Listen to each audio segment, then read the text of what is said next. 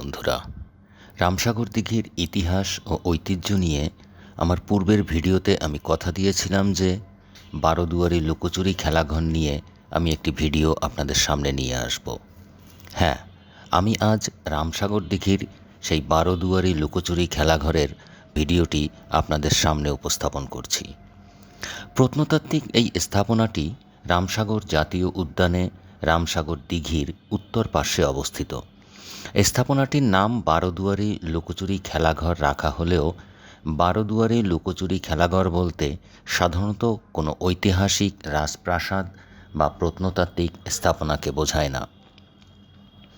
British আমলের মানচিত্র, জেলা গেজেটিয়ার, ঊনবিংশ শতাব্দীর রাজস্ব জরিপ, টপোগ্রাফিক মানচিত্র ও বিভিন্ন আর্কাইভ থেকে রামসাগরের অবস্থান, পাথুরে ঘাট ও একটি মন্দিরের অস্তিত্বের প্রমাণ পাওয়া যায়। বিভিন্ন আর্কাইভে যে মন্দিরের ছবি পাওয়া যায় তার সাথে এই স্থাপনার হুবহু মিল পাওয়া যায়। ঐতিহাসিক তথ্য মতে এটি আসলে রামসাগর মন্দির, যা রামসাগর দিঘির উত্তর পার্শ্বে অবস্থিত। বাংলাদেশ প্রত্নতত্ত্ব অধিদপ্তর স্বীকৃত এবং রাজা রামনাথের স্মৃতি বিজড়িত এই মন্দিরটি 3 কক্ষ বিশিষ্ট একটি গোলাকার প্রাচীন প্রত্নতাত্ত্বিক স্থাপনা। এই যে কক্ষটিতে আমি দাঁড়িয়ে আছি, এটা এই মন্দিরের সবচেয়ে বড় কক্ষ। সম্ভবত এখানেই দেবমূর্তি স্থাপিত ছিল। মন্দিরটিতে 12টি দরজা রয়েছে বলেই হয়তো এটাকে বারোদুয়ারে নামে অভিহিত করা হয়েছে। মন্দিরের ভিতর থেকে আমি এই যে সরু সিঁড়ি দিয়ে উপরে যাচ্ছি, তাতে মনে হয় অক্ষত অবস্থায় এটি একটি দ্বিতল স্থাপনা ছিল। বর্তমানে মন্দিরটির শুধু ভগ্নাবশেষ টিকে আছে এবং এর চতুর্দিক পরিচর্যার অভাবে গাছগাছালিতে ঢাকা পড়েছে।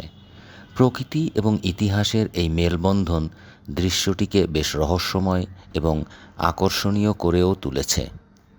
নানা প্রতিকূল পরিবেশের মধ্যে অযত্ন অবহেলায় প্রত্নতাত্ত্বিক এই ঐতিহাসিক স্থাপনাটি জঙ্গলাবৃত এবং জরাজীর্ণ হলেও এটি যে একসময় আভিজাত্য এবং জৌলসপূর্ণ ছিল তা ধ্বংস হয়ে যাওয়ার পরেও এখনও বিদ্যমান দেয়ালগুলোতে অলংকৃত নকশা ও টেরাকোটা দেখে বোঝা যায়। তো বন্ধুরা, ভিডিওটি কেমন লাগলো তা অবশ্যই কমেন্টস করতে ভুলবেন না। আর ভিডিওটি ভালো লেগে থাকলে এবং এ ধরনের ভিডিও আরও দেখতে চাইলে আমার YouTube channel beautiful Bangladesh 2004 subscribe করে পাশে থেকে উৎসাহিত করবেন। পাশাপাশি ভিডিওটি শেয়ার করে অন্যদেরকেও দেখার সুযোগ করে দিবেন এই প্রত্যাশা নিয়ে, এবং নতুন কোনো ভিডিও নিয়ে আসার প্রত্যয় ব্যক্ত করে আজকের মতো বিদায় নিচ্ছি। ধন্যবাদ।